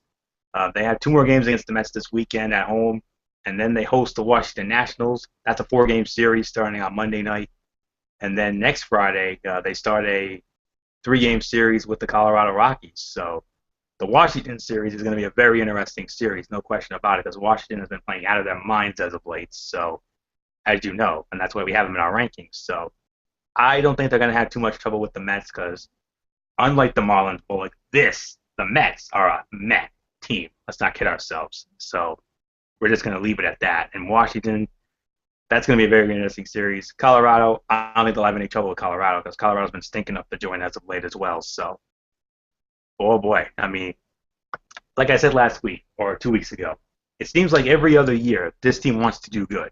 I mean, it seems like they take the odd years off in 2011 and 13. 2010, they won the World Series. 2012, they won the World Series. 2014, they got the best record, and right now, this team could be poised for yet another World Series run. I mean, if they win this World Series, you heard it first, friends. I think they're the next dynasty in Major League Baseball. To win 3 World Series in a 5-year stretch, yeah, you're a dynasty. I don't care what anybody says. So Bumgarner's been pitching out of his mind as of late. I think he's taking over as the ace. And if he's doing things, and if Kane and Lincecum get going, look out. This is going to be a team to beat. And Sergio Romo, great job as the closer. Sandoval's been red hot as of late, and the core guys doing it. And oh yeah, no question about it. This is a hot team, and this is a team you do not want to deal with in October. Should it come down to it. So number 2, San Francisco Giants. Michael Bullock. I know you have a number 2, but just put us out of our misery anyway. Yes, San Francisco Giants, my number 2. I mean, this team's just been playing very well this season. I mean, an 8-game lead over the Dodgers in the NL West, and like you said, I mean, it seems like when it comes to those even years, they've always won the World Series. 2010, they did it, winning it in 5 games against the New York Rangers. I mean, not the New York Rangers, the Texas Rangers. Yeah, a little botchamania on my part. Yeah, and then of course sweeping the perennial favorites, the Detroit Tigers. So who knows? I mean, like you said, Baumgartner's been playing out of his mind, and if Tim Lincecum and Matt Cain can get going, whew, I think this team could be very tough to be dealt with if they do get to October baseball. So nothing else to say except San Francisco Giants, my number 2. With that being said, let's get on to our number 1. Do you want me to take it, or do you want to take it? Oh, I'm taking this. All right, who you got? Although I already know, because I have him with you. All right. Yeah. I wonder who it could be. Oh yeah, it is the Toronto Blue Jays. The Toronto Blue Jays. I mean, right up top the AL East. I mean, go figure. I mean, this is a team that we all thought at the beginning of last season with the acquisitions that they made that they would be the ones to win that division. But yeah, look what happened there. So yeah, I mean, let's go down their body of work since our last power rankings. They swept the Oakland A's. They swept the Tampa Bay Rays, and they split a 4-game set with the Kansas City Royals, and then they swept the Detroit Tigers. I mean, those are some pretty good. And then of course they won tonight over the reigning National League champion St. Louis Cardinals. So yeah, schedule coming up before for our next power rankings. They got 2 more with the St. Louis Cardinals, of course, tomorrow afternoon and Sunday afternoon, and then a 3-game set with the Minnesota Twins, and then of course 2 games, of course, with 2 games of a 4-game set with the Baltimore Orioles. So I mean, I love this team. I mean, Edwin Encarnacion, he was named the AL player of the month in the month of May. I mean, he hit about 13 home runs in that month of May. I mean that is something I can never remember from one player during that run. And of course, you got Jose Bautista as well, playing well, but a man out of the pitching staff that's been playing well. Oh, he goes by the name of Mark Burley, of course, who was once known as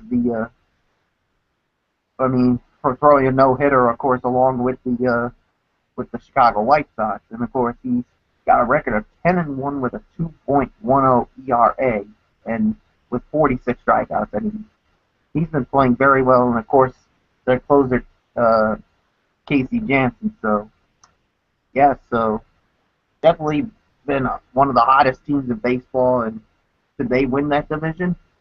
We're just gonna have to wait and find out. So, but for right now, my number 1 is the Toronto Blue Jays. So with that being said, Florio, I know who do you have at number 1, but just put us out of our misery. Yeah, Toronto Blue Jays are number 1. There is no question about it. I mean, it's the first time ever this team's been number 1 in the power rankings. I mean, wow. I mean, what a story. I mean, here's a team that hasn't been in the postseason since they last won the World Series in 1993. We all remember that. Joe Carter, the infamous walk-off homer off Mitch Wild Thing Williams in Game 6 that sent Sky Dome into a mass hysteria as we all know, with the fireworks going all around the roof of it, which was one of the most awesome sights you'll ever see as a baseball fan. But man, oh man, this team is clicking on all cylinders. Bullock made it absolutely right on that. Edwin Encarnacion has been playing out of his you know what as of late. I mean, he's been doing things that I didn't even think he could do, but he's done it. I mean, he is really on fire right now. Jose Bautista, he's doing his thing. And let me tell you something about Mark Burley. First 10-game winner in the league right now. Did you know this? He's on pace to win 28 games this year. On pace for 28. I mean, the most wins we've ever seen a pitcher get in our lifetime, I believe, was like 24. I remember John Smoltz had a 24-8 year with Atlanta in '96. I think 24 is the most we've seen a pitcher win in our lifetime.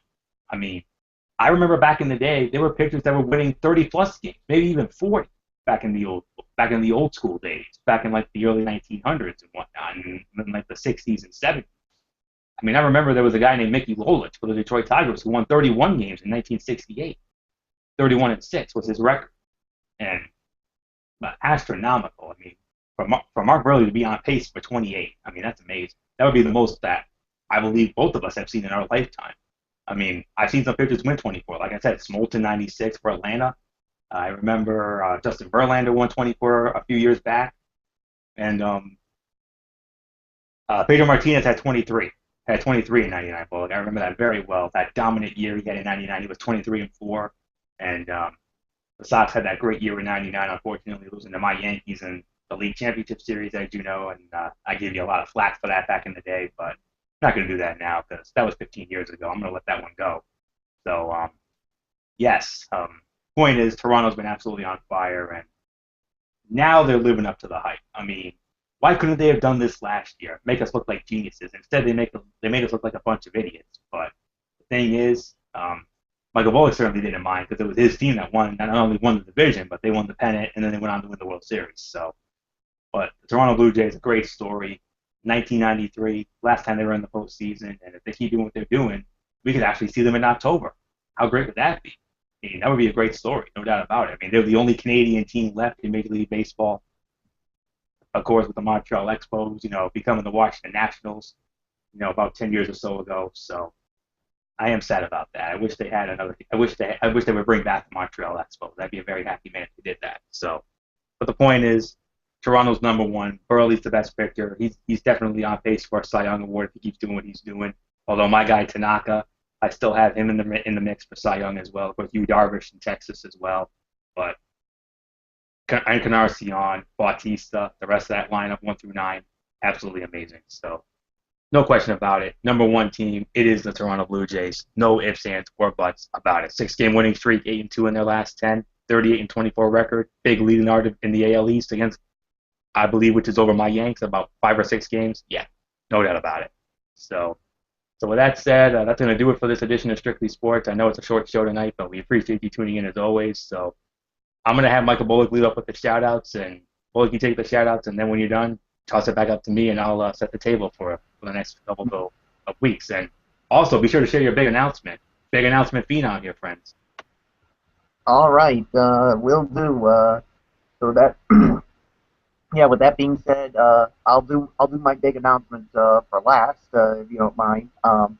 Yeah. So with that being said, special shout out to all of our tremendous fans and viewers out there who continue to support our shows, whether it is Strictly Sports or the Wrestling Forum. It doesn't matter. We really appreciate it. We thank you for listening to us tonight. Even though it is a short night, but it's possible. I mean, it happens when you don't have that much story to talk about, and also, of course, because we only have a 2-man panel. But hey, we didn't want to disappoint you fans. We want to give you a show, and we definitely want to give you something that you'll enjoy. So, shout out to all you guys, and of course, shout outs to our super fans, Dee Woodson, Matt Ward, Jason Hicksonball.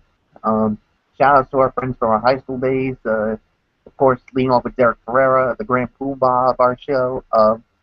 Couldn't be with us, of course, covering that big soccer game at Gillette Stadium. And then, of course, he's going to MetLife Stadium to cover that other big soccer game. So hopefully he's enjoying it, and I know he'll definitely be back with us next Friday for another edition of Strictly Sports.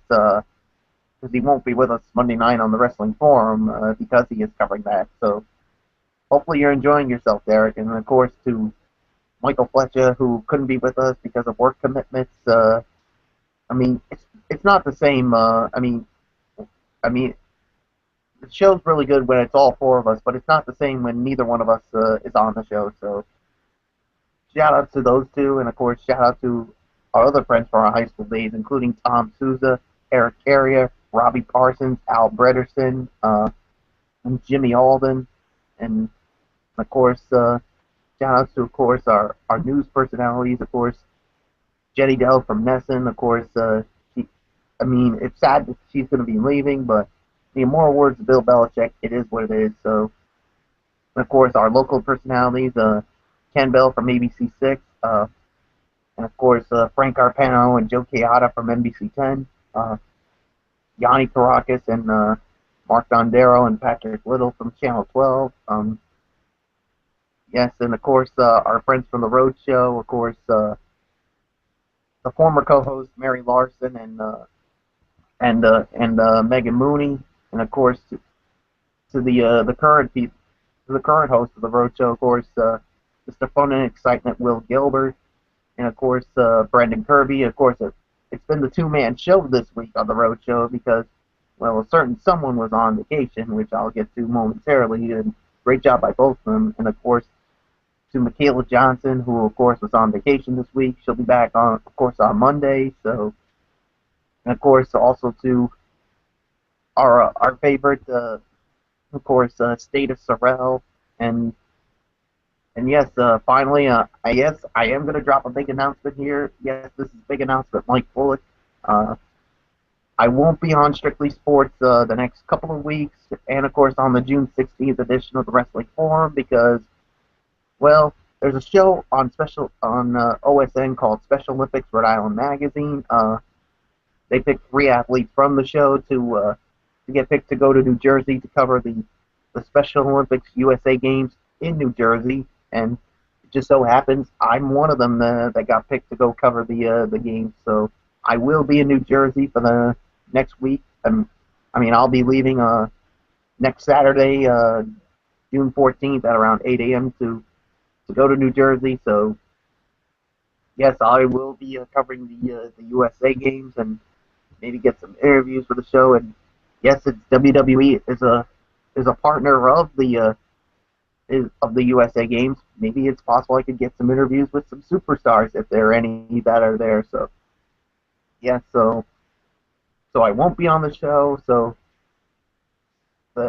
on the next 2 Strictly Sports, and of course the June 16th edition of the Wrestling Forum. So yes, that's my big announcement. So I know the show's not going to be the same without me during those next 3 shows. So, but I will be back for the June 23rd edition of the Wrestling Forum. So that's when I'll be back. So, but I will be on this Monday's Wrestling Forum, no doubt about it. So I definitely won't miss that. So yeah, so that's pretty much going to do it for me. So until Monday night for an all-new edition of the Wrestling Forum, which, of course, we will go over another edition of Monday Night Raw. Who knows how that one's going to be. So until then, it's the Phenom and the Vice President of the Rhode Island chapter of the Yes Movement, Mike Bullock, basically saying, thank you, everybody, for listening tonight.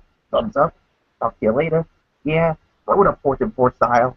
Have a great rest of the weekend, everybody. And until Monday night for an all-new edition of the Wrestling Forum, bye for now, everybody. So with that being said, Anthony Florio, the ridiculously over Anthony Florio, and the president of the Rhode Island chapter of the Yes Movement, take us home. Absolutely will do, Bullock. Great job, as always, tonight from you. Of course, we want to thank you also very much for tuning in tonight on this abbreviated edition of Strictly Sports. We do apologize for the hour-long delay. I was kind of hoping to start the show at 10 tonight, but Bullock obviously had something, but at least he made it here tonight, so that was good. So, yeah, that's why we had to start at 11. I was waiting for Mr. Bullock to get in, and he finally did. So we finally had a show tonight, so we're glad you tuned in, and we appreciate all of your love and support as always. So with that said, I want to do my shout-outs, and then I'll set the table for upcoming content. Of course, special shout-out to all of our tremendous fans and viewers out there who continue to make Strictly Sports and the Wrestling Forum as ridiculously over as they are. We appreciate it as always. And I say that on behalf of our Imperial Grand Poobah, Derek Ferrera, which we'll get into in just a moment. Of course, our super fans, special shout outs to them, Dee Woodson, Kevin Woodson, the entire Woodson family. Of course, Matt Ward, Jason Hicksonbaugh, and our international super fan, Daniel Luttrell from the UK. Hope all is well with him. Check out his reviews on YouTube. He's got a YouTube channel now. He does, reviews of Raw and all things WWE, so check that out when you get a chance. Of course, his short film Obsession as well, and he's got another project upcoming, so a big shout out to Daniel Luttrell, a big fan of our shows. Of course, First Lady of Strictly Sports, Kaiser Butler, the First Lady of the Wrestling Forum, Megan Silva, who just came off a vacation of her own. Hope she had a great time up in Florida there, of course. And of course, from our high school days, of course, first and foremost, the original host of our show, Derek Ferrera. He gave me the keys to the car tonight. He went to Gillette Stadium up in Foxborough tonight for the Mexico-Portugal soccer game tonight. Hope he had a great time with it. And yeah, I mean, it looked like he had a good time tonight. So major shout out to him. I always appreciate when he gives me the keys to the car. It's obvious I'm, number 2 on that totem pole behind him when it comes to the hosting duties. So basically, I'm his go-to guy, if you will. So definitely appreciate that, my friend, and can't wait to see you next week. Of course, I know you won't be on the Wrestling Forum Monday night. We'll get into that in just a moment. But special shout out to Derek for, of course, our other colleague, Michael Fletcher. Couldn't be with us tonight. Work commitments, obviously. He has to work early tomorrow morning, so that's why he wasn't able to join us tonight. But we'll get to him in a moment because we got some content with him coming up, obviously. Of course, the rest of our friends from our high school days, Tommy Souza, the original member of our Brotherhood, along with Eric Carrier, G.B. Alden, Alvarez, and Rob Parsons, the Miami Heat fan. So that takes care of that. Of course, our friends from, of course, our local television personalities, Ken Bell from ABC Channel 6, Frank Arpano, Joe Kayada, Channel 10, of course, Yanni Caracas, Mark Dondero, and Patrick Little from WPRI 12. Of course, Jenny Dell, formerly of Nesson, now leaving Nesson. Damn shame, but it is what it is. We wish her the best in her future endeavors, wherever she ends up. Hopefully it'll be somewhere soon, because we love her body of work. Of course, Cassidy Hubbard from ESPN, love her body of work as well. Our friends from that show, formerly known as Crowd Goes Wild, of course, the legendary Regis Philbin, along with Georgie Thompson, Jason Gay, Michael Costa, Trevor Price, Katie Nolan. Love their bodies of work. Damn shame that Crowd Goes Wild got canceled last month, but, I expect bigger and better things for all involved on that show. Of course, Crystal Tooney, a good friend of the Strictly Sports channel. Of course, let's see. Of course, we can't forget about Stata Sorrell as well. I mean, the Queen of the Weekend mashups, on the YouTube. Hopefully we can get her on here someday. Love her body of work. And, of course, our friends from the Road Show, we can't forget about them. Mary Larson. I'm going to get to Megan Mooney in just a moment. I got a special one for her. I'm going to save her until the end. Former co-host Mary Larson, and, of course, the 3 people who currently hold it down on that show, of course, Brendan Kirby, and, of course, Will Gilbert and Michaela Johnson. Like both mentioned, Michaela Johnson was on vacation this week. She'll be back on Monday. Love her body of work. That's another one we would love to get, one of our original Mighty Balls. And 2 special shout-outs, so before I wrap it up. Of course, first shout-out to Megan Mooney. You're probably wondering why. Well, I don't know. I don't think Mr. Bullock knows about this. I don't know if he's aware of this, but Megan Mooney's working in Denver, Colorado now, dude.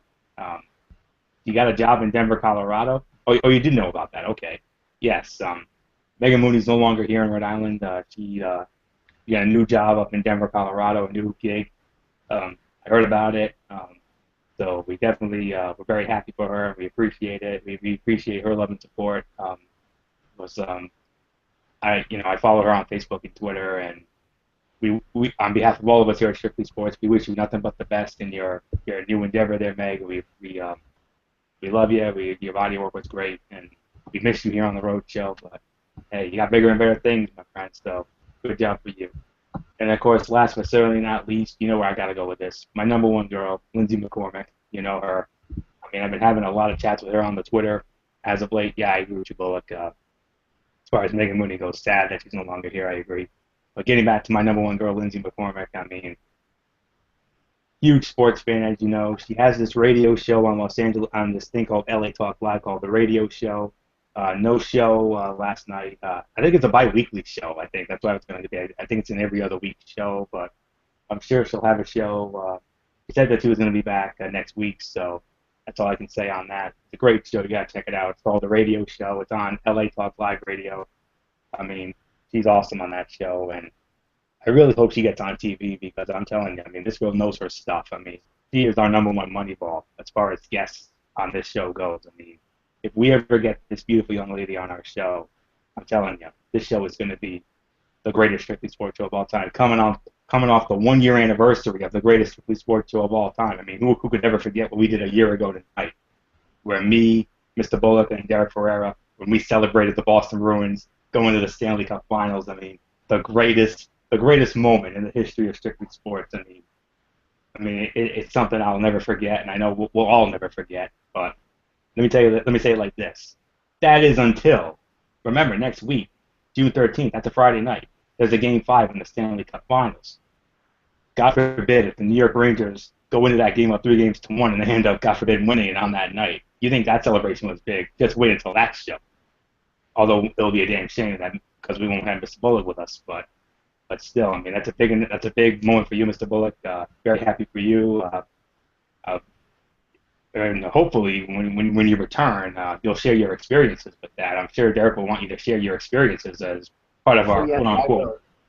Yeah, as part of our quote unquote exclusives. So, yeah, definitely would love to have you share your experiences with your Special Olympics kid. I mean, that's a big Oh, I deal, man. certainly will. Yeah, I'm glad to hear that. So, and I'm sure Derek will want you to do it too. So yeah, and of course, Lindsay McCormick. Let me just say it like this: I mean, she is the most beautiful, naturally beautiful woman I have ever seen in my life, and I have a lot of love for this young lady, and I've even said that on Twitter. I told her I loved her, and yeah, and she knows it. So Lindsay McCormick, you are loved here, my dear. I mean, love you, respect you, appreciate what you do, and I appreciate all the love and support you've shown me on the Twitter over the last, several weeks. So Lindsay McCormick, here's to you, my dear. Here's to you. So, well, that's going to do it. Thank you all so much again for tuning in. Of course, I'm going to set the table for upcoming content. Of course, tomorrow night, following Game 2 of the Stanley Cup Finals, be sure to join myself and Michael Fletcher on Fletcher's Braves Fan 95 channel for an all-new edition of the Rangers Roundup, where we'll recap Game 2 of the Stanley Cup Finals between our New York Rangers and the Los Angeles Kings. Hopefully it goes the Rangers' way this time around, but we'll see. And then, of course, Monday night. This Monday night, we got the Wrestling Forum. I'll be sitting in for Derek Ferreira once again, as Derek Ferreira will be heading up to New Jersey, MetLife Stadium, for another Portugal soccer game against the Republic of Ireland. I know he's looking forward to that just as much as he was looking forward to tonight. So, of course, on that show, we'll run down, the Wrestling Forum, and also Michael Fletcher and myself. It's a double indemnity night because we're gonna have to do a Ranger Roundup on that. So we'll have to figure out how we're gonna work that out. But we're scheduled to have a Ranger Roundup because remember Monday night it's Game 3 of the Stanley Cup Finals in Madison Square Garden. So we'll have to wait and see how we do that. So yeah, so that's the upcoming content. Ranger Roundup tomorrow night with Fletcher and myself on Fletcher's channel, Braves Fan 95. And then come back to my channel right here on the Tone 25 for the Wrestling Forum Monday night, as I'll be running that show, going over Monday Night Raw, and then we'll go from there. So that'll do it for us. So until we'll see about that, Bullock. I'll have to ask Fletcher on that. But I wouldn't mind. But we'll see what happens. What, for tomorrow night or going forward the rest of the way? Monday night. Oh, for Monday night. Oh yeah. I think that would make sense. So, but I'll have to ask Fletcher. So we'll see. It's okay with me if it's okay with Fletcher. That's all I can say on that. So yeah. We could end up having a 3-man panel on Monday night. So, but not just for the Wrestling Forum, but for also the Ranger Roundup for that edition anyway. So that'll do it for us. So until tomorrow night for the Ranger Roundup with myself and Michael Fletcher on his Braves Fan 95 channel. It's ridiculously over Anthony Florio and the president of the Rhode Island chapter of the Yes Movement, Anthony Florio, for the vice president of the Rhode Island chapter of the Yes Movement and the Phenom Michael Bullock. It is once again ridiculously over Anthony Florio saying, you know the routine, everybody. Thumbs up. Talk to you later. Yeah. Throw it up 14-4 style. Have a great night, everybody. And until tomorrow night for the Ranger Roundup on Fletcher's Braves Fan 95 channel, You've been watching Strictly Sports right here on the Zone 25 here on YouTube.com. Bye for now, my friends. God bless. Be good to each other. And yes, yes, yes. Bye for now, my friends.